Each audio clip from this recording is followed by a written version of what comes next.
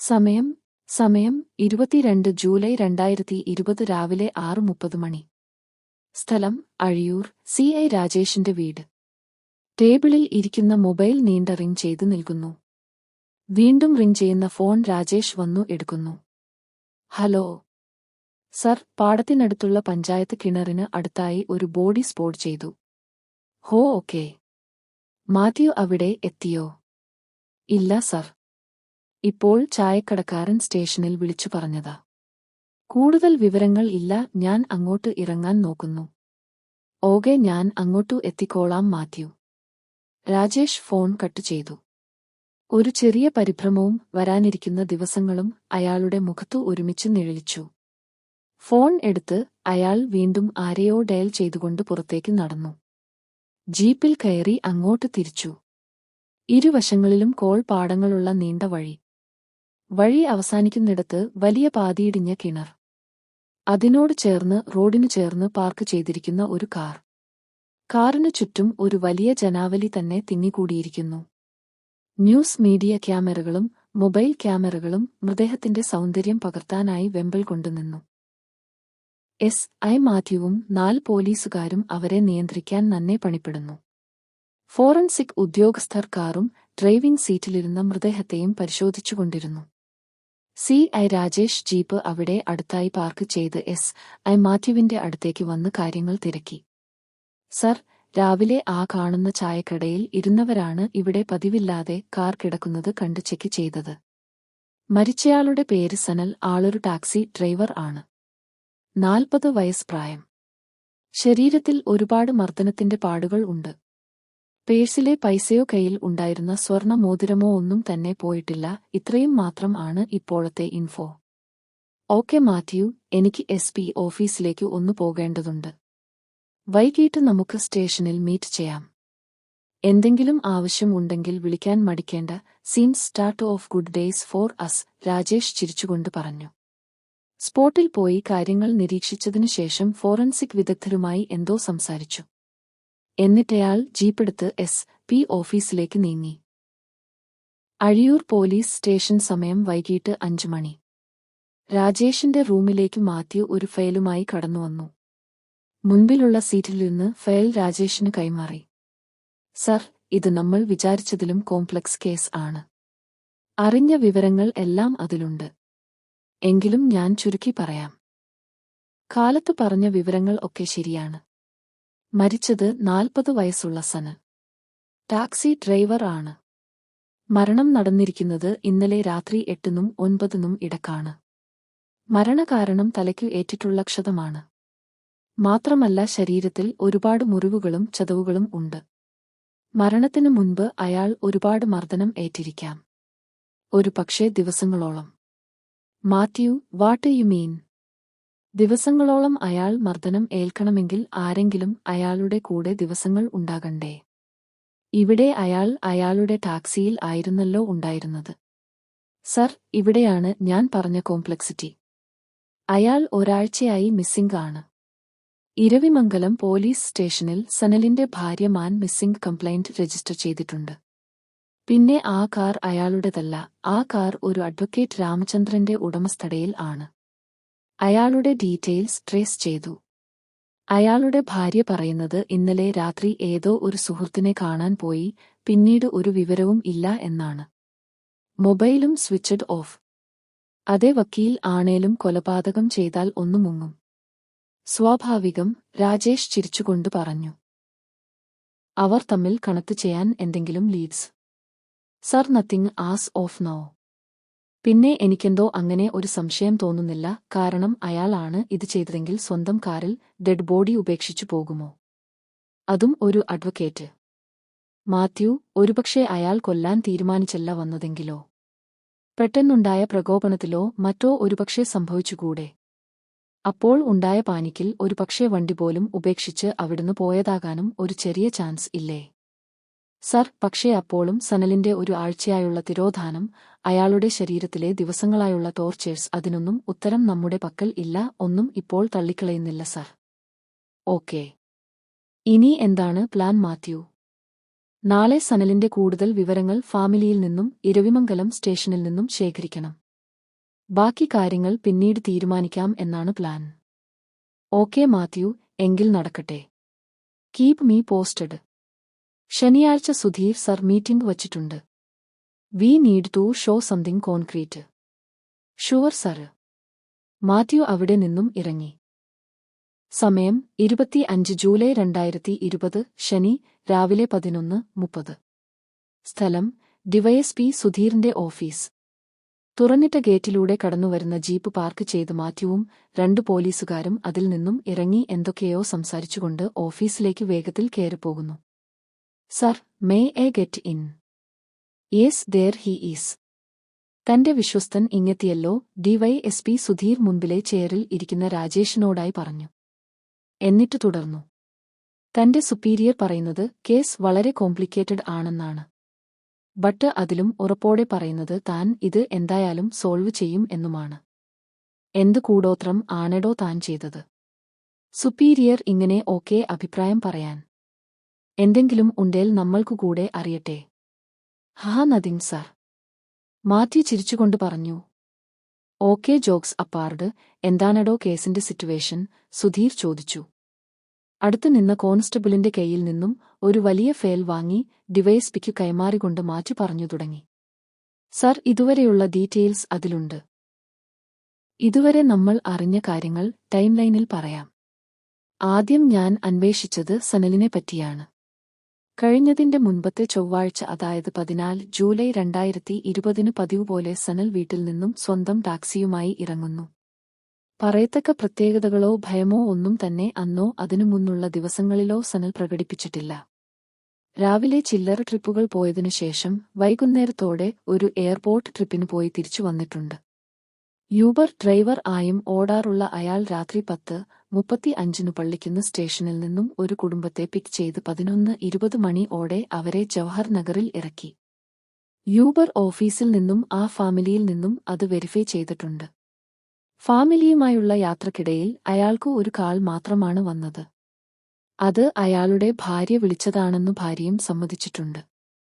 അയാൾ 1 മണിക്കൂറിൽ വീട്ടിൽ എത്തും എന്നാണ് 11:15 പറഞ്ഞത്. ഈയൊരു കോൾ അല്ലാതെ വേറെ ഒരു കോളും യാത്രക്കിടയിൽ വന്നിട്ടില്ലെന്നും സനൽ വളരെ നല്ല രീതിയിൽ ആണ് പെരുമാറിയതെന്നും ആ ഫാമിലി പറഞ്ഞു. അവരെ ഇറക്കിയതിനു ശേഷം 11:23 ഫാമിലി ഇറങ്ങിയ ജവഹർ നഗർ സ്റ്റോപ്പിന് 1 കിലോമീറ്റർ ഇപ്പുറത്തുവച്ച് അയാൾ യൂബർ സർവീസ് ഓഫ് ചെയ്യുകയും അത് കഴിഞ്ഞ് 17 കിലോമീറ്റർ ഇപ്പുറത്ത് മേലുകാവ് പാലത്തിനടുത്തോ മറ്റോ ആയി അയാളുടെ മൊബൈൽ സ്വിച്ച് ഓഫ് ആകുകയും ചെയ്തിട്ടുണ്ട്.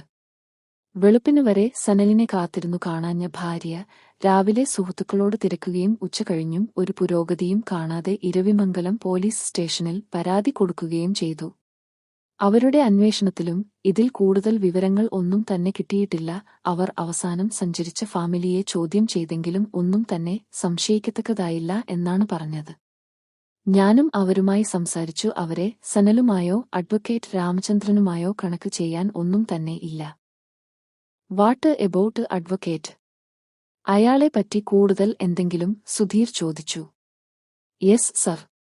അഡ്വക്കേറ്റ് രാമചന്ദ്രൻ, 54 വയസ്സ്.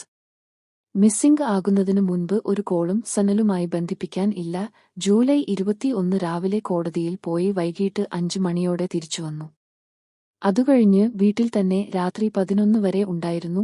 11 മണിക്ക് അയാൾ വീട്ടിൽ നിന്നും ഇറങ്ങി. സേലത്തിനടുത്ത് ഉള്ള ഒരു ഫാമിലി ഫ്രണ്ടിന്റെ റിസോർട്ടിലേക്ക് എന്നാണ് ഭാര്യയോട് പറഞ്ഞത്. 1 മണിക്കൂറോളം അയാൾ ട്രാവൽ ചെയ്തിട്ടുണ്ട്.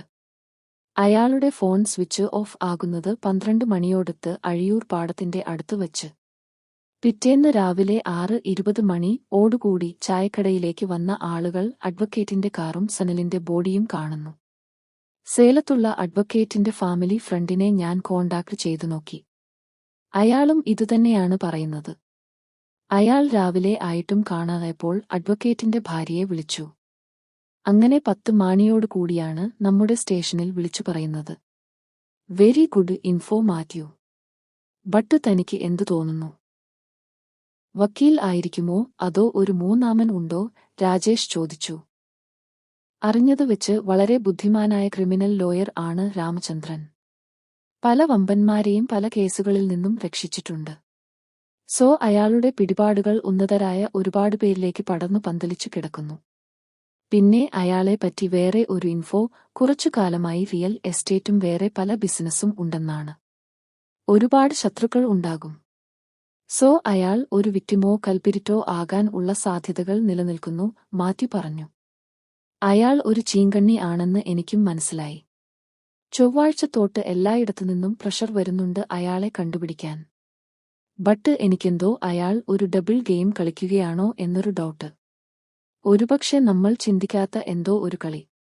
കാരണം എന്തായാലും അവർ തമ്മിൽ നേരിട്ട് കണ്ടുമുട്ടാതെ സനലിന്റെ ബോഡി അയാളുടെ കാറിൽ വരില്ല. അതുകൊണ്ട് സനൽ മരിക്കുമ്പോൾ അഡ്വക്കേറ്റ് അവിടെ ഉണ്ടായിരുന്നു എന്നുറപ്പ്, സുധീർ പറഞ്ഞു. സർ പറഞ്ഞത് ചിലത് ഞാനും അംഗീകരിക്കുന്നു. അഡ്വക്കേറ്റ് സനലിന്റെ ബോഡി കണ്ടിരിക്കാം. പക്ഷേ അഡ്വക്കറ്റിന്റെ ഭാര്യയുടെ വാക്കുകൾ വിശ്വസിക്കാമെങ്കിൽ അയാൾ അന്ന് ട്രാവൽ ചെയ്ത സമയം 11 കഴിഞ്ഞാണ്. പോസ്റ്റ്മോർട്ടം റിപ്പോർട്ടിൽ സനലിന്റെ മരണസമയം രാത്രി 8-നും 9-നും ഇടക്കാണ്. ആ സമയത്ത് വക്കീൽ വീട്ടിൽ ഉണ്ടായിരുന്നു. അയാളുടെ ഭാര്യയും സുഹൃത്തും പറഞ്ഞത് സത്യമാണോ എന്ന് ഒരു പക്ഷേ ഒന്നുകൂടെ ക്രോസ് ചെക്ക് ചെയ്യേണ്ടിയിരിക്കുന്നു, മാത്യു പറഞ്ഞു നിർത്തി. ഓക്കെ ഗൈസ്, എനിക്കിപ്പോൾ ഒരു കോൺഫറൻസ് കാൾ ഉണ്ട്. So let us connect once we have something more. We need to solve this fast. രാജേഷും മാത്യുവും അവിടെ നിന്നും പുറത്തേക്ക് നടന്നു.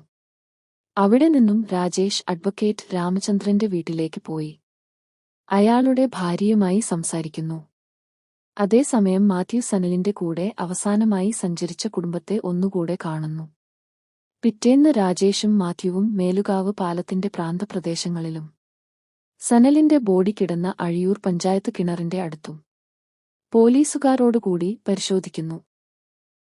അഡ്വക്കേറ്റിന്റെ കാർ ചെക്ക് ചെയ്യുകയും അത് പരിശോധിച്ച ഫോറൻസിക് ഉദ്യോഗസ്ഥരോടും സനലിന്റെ പോസ്റ്റ്മോർട്ടം നടത്തിയ ഡോക്ടറുമായും സംസാരിക്കുന്നു. പിന്നീട് സൈബർ സെല്ലിലും ടെലിഫോൺ ഡിപ്പാർട്ട്മെന്റിലും ഉള്ള ഓഫീസർമാരുമായും അഡ്വക്കേറ്റിന്റെ ചില സുഹൃത്തുക്കളുമായും സംസാരിക്കുന്നു. സമയം 28 ജൂലൈ 2020 രാവിലെ 10:30. സ്ഥലം അഴിയൂർ പോലീസ് സ്റ്റേഷൻ. രാജേഷിന്റെ റൂമിലേക്ക് കയറിവരുന്ന സുധീർ. രാജേഷും മാത്യുവും എഴുന്നേറ്റ് സല്യൂട്ട് ചെയ്യുന്നു. എന്താണ് guys, tell me some good news about the case. I am getting the pressure. Sir, progress ചെയ്യുന്നു. കുറച്ചു വിവരങ്ങൾ കൂടെ കിട്ടാനുണ്ട്. സംഭവത്തെക്കുറിച്ച് ഞങ്ങൾ രണ്ടുപേർക്കും 2 വ്യൂ ആണ്. ഞങ്ങൾ അഡ്വക്കേറ്റിന്റെ ഭാര്യയെയും ഫ്രണ്ടിനെയും ഒന്നുകൂടെ ക്വസ്റ്റ്യൻ ചെയ്തു. എനിക്ക് അവർ എന്തോ മറക്കുന്നത് പോലെ തോന്നി. പിന്നെ അയാളുടെ കോളുകൾ ഞങ്ങൾ പരിശോധിച്ചു. സനൽ മിസ് ആയ സമയത്ത് അഡ്വക്കേറ്റ് പല ക്രിമിനൽസുമായും നിരന്തരം കോണ്ടാക്ട് ചെയ്തിട്ടുണ്ട്. സേലത്തുള്ള ഫ്രണ്ടുമായി എന്തോ ഒരു ഇല്ലീഗൽ ഡീൽ നടത്താൻ പോയതാണ് എന്ന് സംശയിക്കാൻ തക്കതാണ് അവർ തമ്മിലുള്ള കമ്മ്യൂണിക്കേഷൻ ഹിസ്റ്ററി. ആദ്യം എന്റെ മനസ്സിലെ ഇൻസിഡന്റ്സ് പറയാം. വക്കീലും സനലും പിന്നെ മറ്റു പലരും ചേർന്ന് എന്തോ ഒരു ബിഗ് ഡീൽ പ്ലാൻ ചെയ്യുന്നു. എന്തോ ഒരു കാരണത്താൽ സനൽ ബാക്ക് ഔട്ട് ചെയ്യുന്നു. ചിലപ്പോ കൊടുക്കേണ്ട അമൗണ്ടിലോ മറ്റോ അവർ തമ്മിൽ ഉടക്കുണ്ടായി പിരിയുന്നു. സോ ആ ഡീൽ നടന്നതിനു ശേഷം അയാൾ വക്കീലിനെ ബ്ലാക്ക്മെയിൽ ചെയ്യാൻ തുടങ്ങുന്നു. അങ്ങനെ അയാളെ മറ്റാരുടെയോ സഹായത്തോടെ വക്കീൽ കിഡ്നാപ്പ് ചെയ്യുന്നു. കുറച്ചു ദിവസങ്ങൾ അയാളെ ഏതോ ഒരു അജ്ഞാത കേന്ദ്രത്തിൽ ടോർച്ചർ ചെയ്യുന്നു. അയാളെ പുറത്തുവിട്ടാൽ റിസ്ക് ആണെന്ന് മനസ്സിലാക്കിയോ ഒരു പക്ഷേ അയാൾ രക്ഷപ്പെടാൻ ശ്രമിക്കുന്നതിടയിലോ കൊല്ലപ്പെടുന്നു.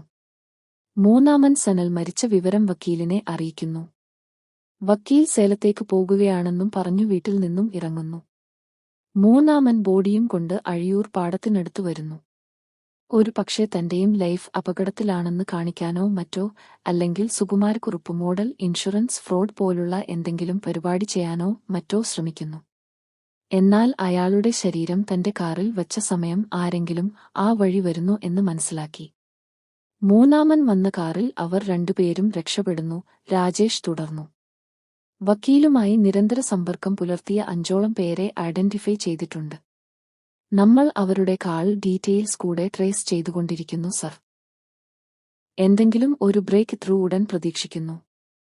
പക്ഷേ സർ, മാത്യുവിനു എന്റെ തിയറി അത്ര ബോധിച്ചില്ല. So he has his own. Please tell Mathew. Okay sir. Rajesh sir പറഞ്ഞതിൽ ഒരു പോയിന്റിൽ ആണ് എനിക്ക് തീർച്ചയായും സംശയം വരുന്നത്. അയാളെ കൊന്നെങ്കിൽ എന്തിനു സ്വന്തം കാറിൽ ഒളിപ്പിക്കാൻ ശ്രമിക്കണം? ബോഡി തീർച്ചയായും ഒരു മൂന്നാമനെ വെച്ച് എവിടെയെങ്കിലും കുഴിച്ചുമൂടാൻ അല്ലേ നോക്കൂ. അഡ്വക്കേറ്റിനു കിട്ടുന്ന ക്ലിയർ ബെനിഫിറ്റ് എന്താണ് ഇതിൽ എന്ന് ഇപ്പോഴും മനസ്സിലാകുന്നില്ല. പക്ഷേ സർ പറഞ്ഞ സസ്പെക്ട് ലിസ്റ്റ് തന്നെ ആണ് എനിക്കുമുള്ളത്. എന്റെ തിയറി പറയാം.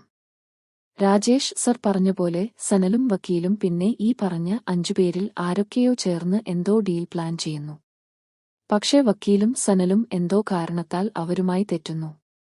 സനലിനെ അവർ കിഡ്നാപ്പ് ചെയ്ത് വക്കീലിനായി വലവിരിക്കുന്നു. വക്കീൽ സേലത്തേക്ക് പോകുന്ന വിവരം അവർ എങ്ങനെയോ അറിയുന്നു. അന്ന് തന്നെ 9 മണിയോടുകൂടി സനലിനെ കൊന്ന് ബോഡിയുമായി വക്കീൽ വരുന്ന വഴിയിൽ കാത്തുനിൽക്കുന്നു. 2-3 പേർ ചേർന്ന് വക്കീലിനെ വകവരുത്തിയ ശേഷം അയാളുടെ കാറിൽ സനലിന്റെ ബോഡി വയ്ക്കുന്നു. എന്നിട്ട് ജീവനോടെയോ അല്ലാതെയോ വക്കീലിനെയും കൊണ്ട് കടന്നുകളയുന്നു. സോ ഇതുകൊണ്ട് വക്കീൽ സനലിനെ കൊന്ന് അബ്സ്കോണ്ടിംഗ് ആയി എന്ന് എല്ലാരും കരുതും. ഒരു പക്ഷേ ഈ ഡീലിൽ വക്കീലും സനലും കോണ്ടാക്ട് പോയിന്റ് മറ്റൊരാളായിരിക്കാം. അതുകൊണ്ടുതന്നെ ഇവർ രണ്ടുപേരുമായി നമുക്ക് ഒരു കണക്ഷൻ എസ്റ്റാബ്ലിഷ് ചെയ്യാൻ പറ്റുന്നതും ഇല്ല. മാത്യു പറഞ്ഞു നിർത്തി. ഓക്കെ, സോ നിങ്ങൾ രണ്ടുപേരും ഒരു മൂന്നാമന്റെ ഇൻവോൾവ്മെന്റ് സസ്പെക്ട് ചെയ്യുന്നു. ഒരുപക്ഷേ ഒന്നിൽ കൂടുതൽ ആളുകൾ. രാജേഷ് പറഞ്ഞതിൽ വക്കീൽ ആണ് അക്യൂസ്ഡ് എങ്കിൽ മാത്യു പറഞ്ഞതിൽ അയാളാണ് ഇര. ബട്ട് ഇപ്പോഴും പലതും വെറും ഊഹാപോഹങ്ങൾ അല്ലേ? ഇനിയെന്താണ് plan which way we are heading? Sudheer ചോദിച്ചു. Both the scenarios we need third person sir. So അവരുടെ ഡീറ്റെയിൽസ്, ലൊക്കേഷൻസ്, കണക്ഷൻസ്. വേണ്ടിവന്നാൽ ഒരു അനോഫിഷ്യൽ ചോദ്യം ചെയ്യലിനും പ്ലാൻ ഉണ്ട്, രാജേഷ് പറഞ്ഞു. Rajesh know your hard work and commitment. But need solutions fast. Hope you have the killer with facts next time we meet. Okay guys. Sudheer പുറത്തോട്ട് ഇറങ്ങി. രാജേഷും മാത്യുവും പരസ്പരം നോക്കി. അവരുടെ മുഖത്ത് ഒരു മ്ലാനത നിഴലിച്ചു കാണാം.